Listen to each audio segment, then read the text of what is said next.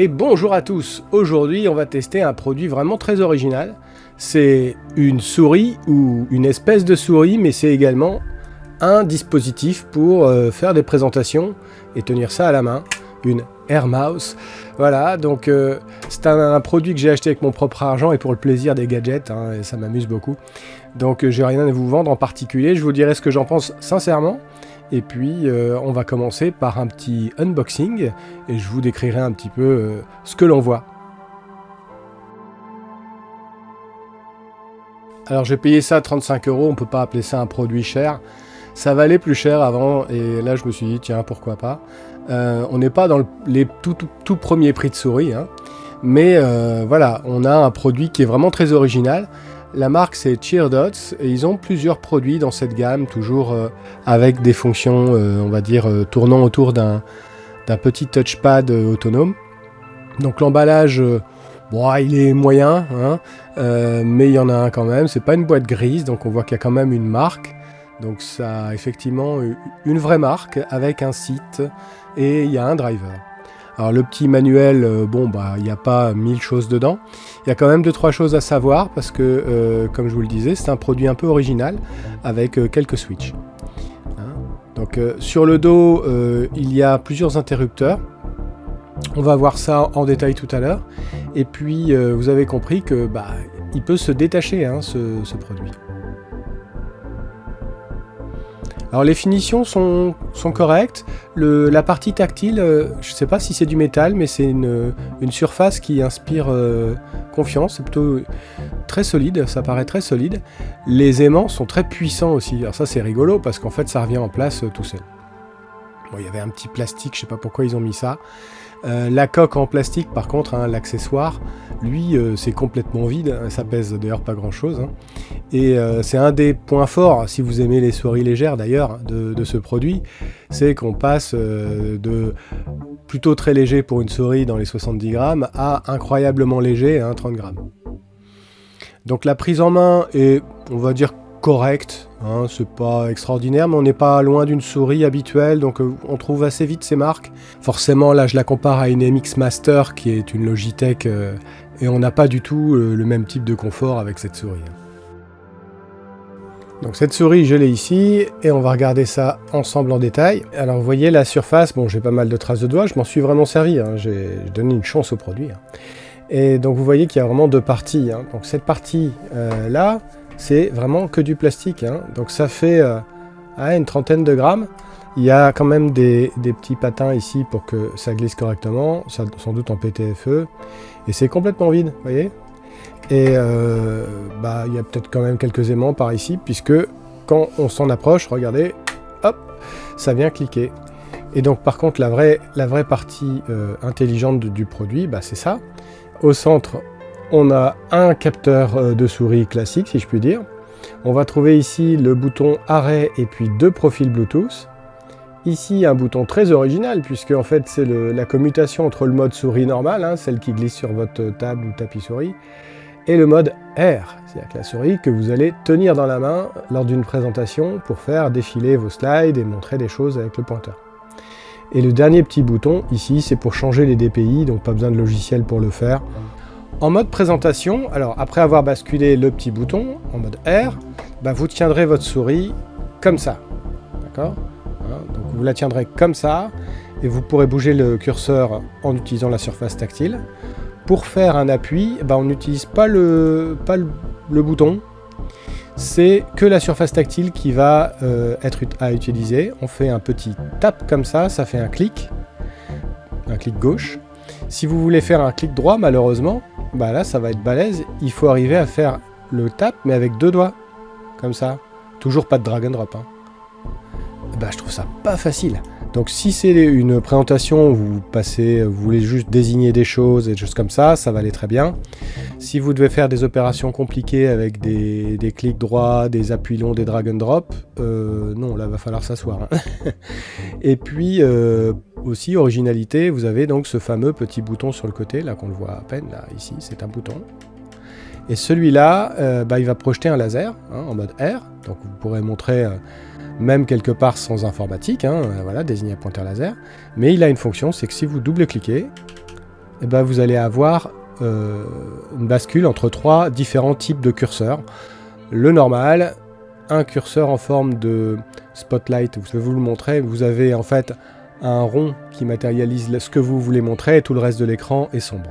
Et puis le dernier mode, c'est un point rouge dont la taille peut être sélectionnée et configurée dans le logiciel, ce qui permet d'avoir quelque chose qui est plus facile à voir qu'un petit curseur souris. Voilà.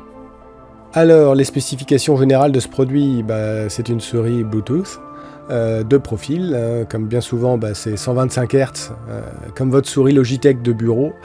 Un petit bouton pour ajuster les DPI, voilà, alors, il est vraiment tout petit, pas très pratique, mais une fois qu'on l'a réglé, c'est bon. Et puis un logiciel très ordinaire pour régler 2-3 choses, il n'y a pas grand chose. Ouais, il y a un gros manque pour moi, c'est le fait de pouvoir désactiver certains gestes. Mais sinon, vous pouvez, à contrario, si vous adorez ça, affecter les gestes à différentes fonctions que je vais vous montrer à l'écran. Sait-on jamais, c'est peut-être exactement la souris qu'il vous faut. En tout cas, il faut être précautionneux des gestes qu'on fait. Si vous laissez traîner votre doigt et que vous cliquez, il est possible que ça déclenche quelque chose. Et moi, ça m'arrive tout le temps. Ça se recharge donc s'il n'y a pas besoin de pile, donc avec un câble USB-C ordinaire. Donc c'est une souris. Donc du point de vue de la souris, c'est une souris avec une surface tactile sur le dessus. Donc 69 grammes seulement, donc on est dans la catégorie des souris légères. La surface permet quoi ? Elle permet de scroller verticalement et horizontalement avec un seul doigt. Lorsqu'on utilise 2 doigts, ça va permettre de minimiser toutes les fenêtres ou au contraire de faire apparaître la liste de toutes les fenêtres et les bureaux Windows en bas. Pour moi, c'est trop sensible et pas moyen de le désactiver, c'est bien dommage. Pareil, il y a une fonction pour faire du zoom in, vous savez, en écartant les doigts, ou zoom out en rapprochant les doigts. Eh bien, écoutez, je suis désolé, déjà le zoom in est très difficile à déclencher, en tout cas sur mon exemplaire avec mes doigts, et le zoom out, jamais j'ai réussi, donc je pense que c'est juste buggé. Et puis, pas de bouton du milieu. Alors ça, c'est vraiment dommage. C'est une souris, mais c'est également donc une Air Mouse, en tout cas un dispositif pour faire des présentations. Donc dans cette configuration-là, on est comme ça, donc avec le petit pointeur laser là-haut. 34 grammes seulement. Vous avez le déplacement du curseur, je trouve que c'est plutôt intuitif. Voilà, vous pouvez aller vite. Alors c'est pas hyper sensible, mais donc vous pouvez ramer et aller assez vite quand même. Le left click, c'est ce que je vous ai dit. On fait un petit tap comme ça. Le right click, va falloir faire 2 doigts, donc hop, comme ça, peut-être. Et vous pouvez pas faire ni drag and drop, ni appui long. Le pointeur laser, il s'active comme ça, plutôt pratique. Et puis le double clic, vous allez pouvoir déclencher différents types de ronds et de pointeurs. Alors les pour et les contre. On a un produit qui est réellement 2 en 1. On a un produit qui fonctionne tout à fait comme une souris. Il y a un scrolling vertical qui marche très bien, même avec un peu d'inertie si on veut, ça se règle. Et le scrolling horizontal qui marche parfaitement, très bien. Ça se connecte en Bluetooth, facile, il y a 2 profils, ça c'est bien, vous pouvez avoir 2 dispositifs, 2 PC ou une PC et une tablette, ça va le faire sur les 2, il faudra juste pivoter entre le profil 1 et 2 avec le petit bouton derrière là. Le logiciel n'est pas obligatoire et ça c'est très bien, donc si vous avez un PC professionnel sur lequel vous n'êtes pas administrateur, vous allez pouvoir vous en servir. Vous ne pourrez pas faire de réglages particuliers, mais en tout cas vous aurez la configuration par défaut qui inclut les double swipes verticaux et horizontaux et les fonctions de base. C'est un produit qui est pas cher, 35 €, ça reste quand même dans du pas cher. Côté contre, on a un petit peu le reflet des aspects pour, c'est-à-dire que c'est un produit qui est un 2 en 1, certes, mais c'est un 2 en 1 qui n'est pas confortable tout à fait comme une souris ordinaire et qui est probablement pas aussi confortable qu'un dispositif spécifiquement fait pour les présentations. Par exemple, les boutons de souris sont, le seul bouton qui clique là, le switch il est vraiment dur. Ils auraient dû faire un switch un peu plus léger. Certes, je comprends que tenu à la main, il fallait peut-être qu'il soit pas trop sensible, mais puisqu'il est inactivé quand il est en mode Air Mouse, du coup je vois pas l'intérêt. Ils auraient dû le faire juste plus sensible.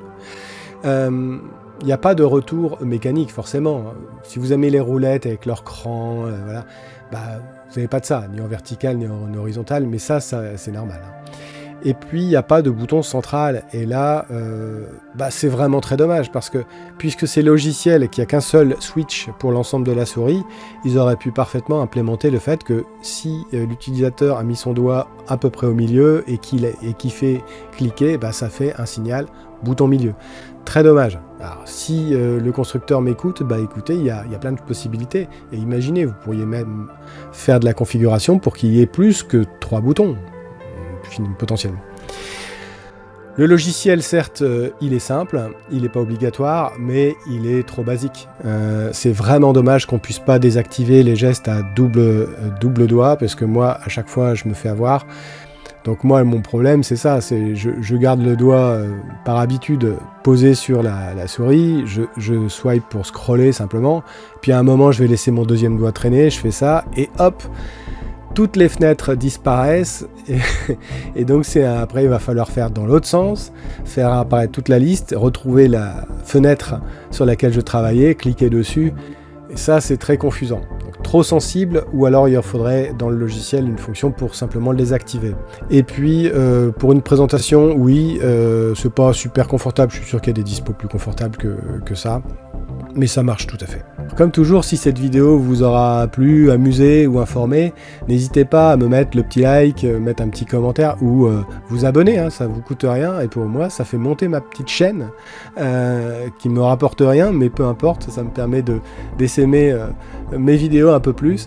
Et en tout cas, je serais curieux de savoir si vous utilisez encore des périphériques de pointage en réunion, en présentation physique, il y en a de moins en moins, en mode conférence, quoi. Donc si c'est le cas, je serais curieux de savoir quel genre de choses vous utilisez, votre souris ordinaire, ou si vous avez un pointeur laser. En tout cas, moi, je me suis bien éclaté à utiliser ce petit gadget, je trouvais ça très amusant, et le produit est finalement très astucieux, comme il est conçu. Je trouve que c'est quand même remarquable ce qu'ils ont réussi à faire pour si peu d'argent. D'ici la prochaine vidéo, surtout, n'oubliez pas, restez cool.